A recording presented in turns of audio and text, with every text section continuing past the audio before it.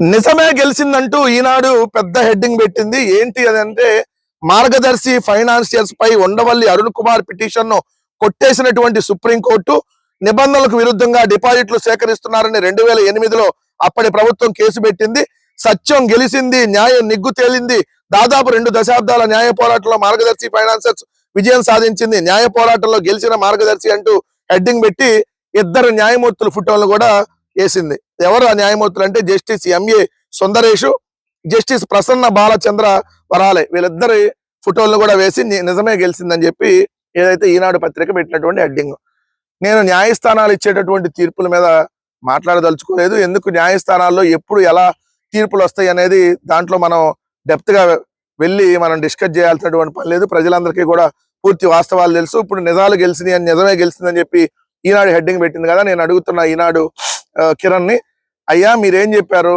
మీ తండ్రి రామోజీరావు గారు చనిపోతే ఆయన అక్రమాలకు పాల్పడితే ఆయనకి నాకు ఏం సంబంధము అని చెప్పి మీరే కోర్టులో వాదనలు వినిపించి ఈరోజు నిజమే గెలిచిందని చెప్పి మళ్ళీ మీరు ఈరోజు పెద్ద హెడ్డింగ్ పెట్టుకుంటే మిమ్మల్ని చూస్తే ఆశ్చర్యం కలిగింది. మీలాంటి కొడుకు నిజంగా, ఎందుకంటే మీ తండ్రి తప్పులు చేస్తే మీ తండ్రి చనిపోయాడు కాబట్టి, ఏదైతే రామోజీరావు చనిపోతే రామోజీరావు కొడుకుగా కిరణ్ నన్నెందుకు దీంట్లో ఇన్వాల్వ్ చేస్తారు, నాకేం సంబంధం అని నువ్వు కోర్టులో వాదనలు వినిపించుకున్నటువంటి గొప్ప కొడుకువి ఈ రోజు నిజమే గెలిచిందని హెడ్డింగ్ పెట్టావు కదా. సరే నిజమే గెలిచిందని అన్నారు కదా, నిజం ఏంటనేది ప్రజలకి తెలుసు. మార్గదర్శి ఫైనాన్షియర్స్ లో అక్రమాలు జరిగినాయి అనేది వాస్తవం. సో నిబంధనలకు విరుద్ధంగా డిపాజిట్లు సేకరించారనేది వాస్తవం. సరే వాళ్ళ సుప్రీంకోర్టులో తీర్పు వచ్చింది కాబట్టి నిజమే గెలిచిందని మీరు హెడ్డింగ్ పెట్టొచ్చు. ఆ రోజు హైకోర్టులో అంటే ఉమ్మడి ఆంధ్రప్రదేశ్ లో హైకోర్టు 2గా విడిపోయేటప్పుడు ముందు రోజు ఎవరికీ తెలియకుండా ఈ కేసును కొట్టేయించుకున్నది కూడా వాస్తవమే కదా. దాని తర్వాతే కదా దీనికి సుప్రీంకోర్టుకి వెళ్లాల్సి వచ్చింది. ఎందుకు ఆ రోజు హడావిడిగా కొట్టేయించేసుకున్నారు? ఇంకొక విషయం ఇక్కడ ఏంటంటే, న్యాయస్థానాల్లో తీర్పులు ఎలా వస్తాయి అనే దానికి చిన్న ఎగ్జాంపుల్ నేను చెప్తా. తెలుగుదేశం పార్టీ అనేది నందమూరి తారక రామారావు గారు స్థాపించినటువంటి పార్టీ.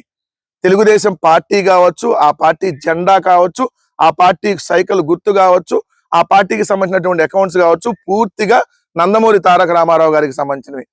కానీ ఆ నందమూరి తారక రామారావు గారికి వెన్నుపోటు పొడిచి ఆయన మీద చెప్పులు వేయించి ఆ పార్టీ జెండాని, ఆ పార్టీ గుర్తుని, ఆ పార్టీ అకౌంట్స్ ని జయప్రదంగా ఏదైతే నారా చంద్రబాబు నాయుడు గారు సాధించారు. న్యాయస్థానాల్లో తీర్పులు ఎలా వస్తాయి అనే దాని మీద నేను డెప్త్ గా చెప్పాల్సిన పని లేదు. ప్రజలకి ఈ ఎగ్జాంపుల్ చూస్తేనే అర్థమైపోయింది. సో ఈ రోజు మార్గదర్శికి సంబంధించి నిజాలు గెలిచింది, ఏదో సుప్రీంకోర్టులో తీర్పు వచ్చేసింది కాబట్టి మేమంతా సచ్చీలు అని చెప్పి ఈనాడు కిరణ్ డబ్బా కొట్టుకున్నంత మాత్రాన ఈనాడు కిరణ్ బతికేందో, ఈనాడు దినపత్రిక మార్గదర్శి అనేది ఎలాంటి ఫ్రాడో ప్రజలందరికీ తెలుసు. సో అందుకని నేను దాన్ని డెప్త్ గా ఇంకా తీర్పుల మీద వెళ్ళదలుచుకోవాలా. బట్ తీర్పులు ఇచ్చినటువంటి న్యాయమూర్తుల ఫోటోల్ని మీరు ప్రచురంగా ఏదైతే ప్రధానంగా మీ పత్రికలో హెడ్డింగ్ లో వేసి మీరు ఏం మెసేజ్ ఇవ్వదలుచుకున్నారు, ఆ న్యాయమూర్తుల ఫోటోలు మీరు వేసి ఏం మెసేజ్ ఇవ్వదలుచుకున్నారు అనేది ఈనాడు కిరణ్ నేను వివరణ మాత్రం అడుగుతా ఉన్నా.